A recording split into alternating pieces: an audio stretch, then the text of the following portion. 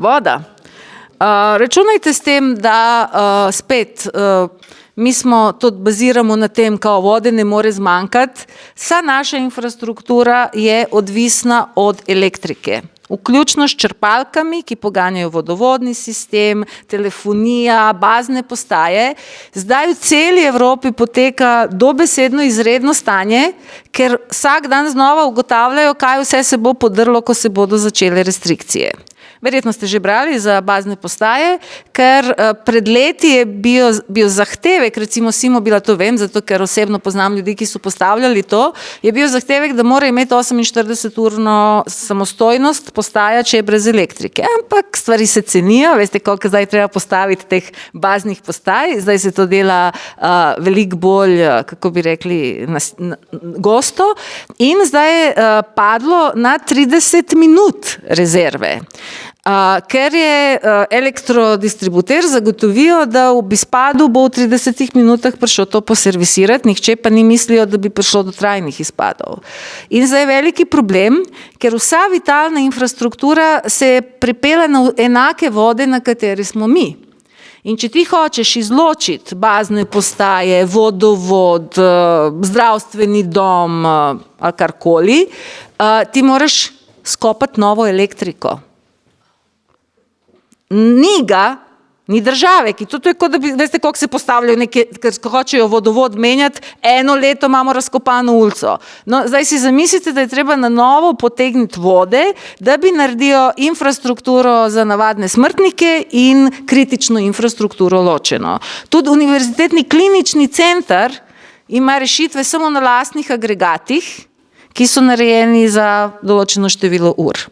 Tako da zdaj se bedijo glave, ampak rešitve ni, ker zdaj naenkrat enormno povpraševanje po vseh teh baterijah, ki lahko dlje časa držijo, ampak cel svet jih hoče zdaj. Tako da v osnovi ni rešitve, računajte s tem, da če se začne podirati infrastruktura, boste tudi brez vode. Kar nas pripelje do vprašanja, a imate rešitev? Koliko vode lahko skladiščite v svojem prostoru, kako jo boste ohranjali v obliki, da je pitna in ker če v takih pogojih dobiš drisko, ja, potem je pa hudič dobil mlade. Ker potem si verižno zrušiš imunski sistem in če takrat ne moreš še zagotoviti telesu vso potrebno podporo, bo problem, torej to treba preprečiti. No, tako je. Že zdaj je dobro vedeti, da na rezervi, če ste v stanovanjih, morate imeti kakšnih 100 litrov vode, ki jo potem lepo rotirate, ali če ste jo skladiščili, jo morate konzervirati. Spet, naslov so trgovine za kamping, ker za te avtodome obstajajo različni sistemi teh snovi, ki konzervirajo vodo. Nikoli ne dajati tega, s čim se konzervirajo bazeni. To je, ja, gledajte, tudi to ljudje počnejo. To ni mišljeno, tudi certificirano ni za pitno vodo. Ja povem zato, ker ja dobivam non-stop ta vprašanja in mislim, včasih ne veš, a bi se smejal, a bi se jokal, kaj te sprašujejo.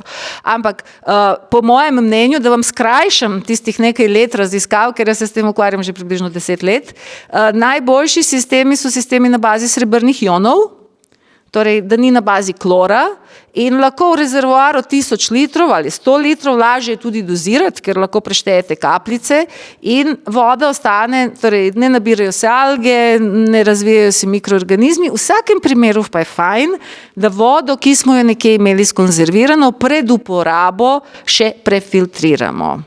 Zdaj tako je, vsi filtri, ki jih mi imamo, tipa Brite ali tisti na pipah in tako, so dizajnirani, da filtrirajo vodo, ki je že iz vodovoda. Torej, dizajnirajo vodo, ki bi morala biti že pitna. Za potrebe kakršnekoli kolapsa pa vi potrebujete filtre, ki so sposobni tudi mikrobiološko vodo čistiti. To pomeni predvsem bakterije, virusi, paraziti. In takih filtrov je zelo malo. Danes ga imate tukaj, to, kar boš ti verjetno pozneje razložila. Torej, to so filtri, ki imajo drugi sistem filtriranja in ker lahko zajamete tudi tehnološko gledano vodo, ki ni užitna in jo lahko preko tega uživate. ker s prekuhavanjem tudi ne morete vsega odstraniti. S prekuhavanjem mi lahko neutraliziramo mikroorganizme, ne moremo podstraniti težkih kovin, pa radioaktivnih snovi, pa podobnega.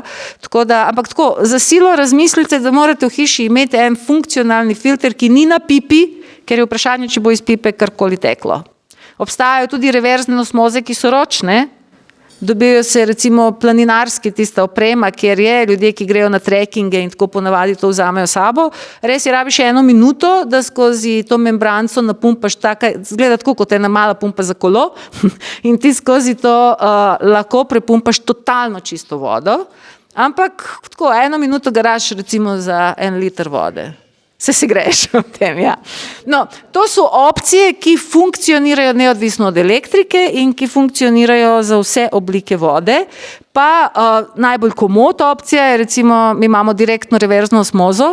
Direktna pomeni, da ima svoj motor, da je filter s lastnim motorčkom, kar pomeni, da če cevka ni priklopljena na vodovod, jo lahko dam v škaf in bo kar hočeš prefiltrirala, ampak morate imeti pogonček za ta motor, to pomeni ali neki solarc, ali agregat, ali akumulatorsko baterijo polno, da to lahko poženete.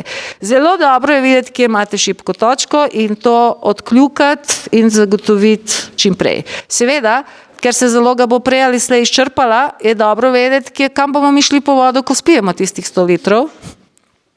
Tle pa poznavanje izvirov, ki jih v Sloveniji imamo. Glejte, jaz sem živela v Beogradu, v Milanu in v New Yorku. Tam takšno predavanje nimaš kaj zadržati, ker tam ni variante. Oni nimajo plana B, kot da se začnejo jesti med sabo. Ne hecam se, ko to rečem.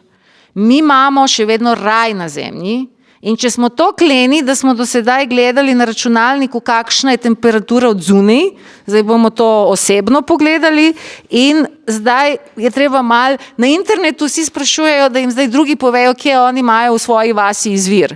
Ja, pa stop van, pa vprašaj nekoga. Mislim, ne morem ja vsem v Sloveniji povedati, kje imajo izvir. Ampak dajte preveriti, kje imate izvire. In zdaj je čas, da preverite tudi, kakšne izvire imate. Torej, zanimajo vas izviri, ki so tekli tudi, ko je bila največja suša. Zakaj? Zato, ker nočete površinskih izvirov, hočete globinskih. Tam, ker voda pod lastnim takom iz pravode prihaja, ker če bi prišlo do neke hujše kontaminacije, recimo neko meso trga pa kakšna atomska zleti, potem samo ti viri bojo čisti. In mi jih imamo. Imamo jih. Samo moramo vedeti, kje so in kdor bo vedel, bo glede tega na varnem. No, pejmo naprej. To, kar je napovedala Mateja, da bom ja govorila o semenih, pridemo tudi tukaj, ampak prvo smo morali vodo pa toploto, zdaj pa smo še malo lačni, a ne?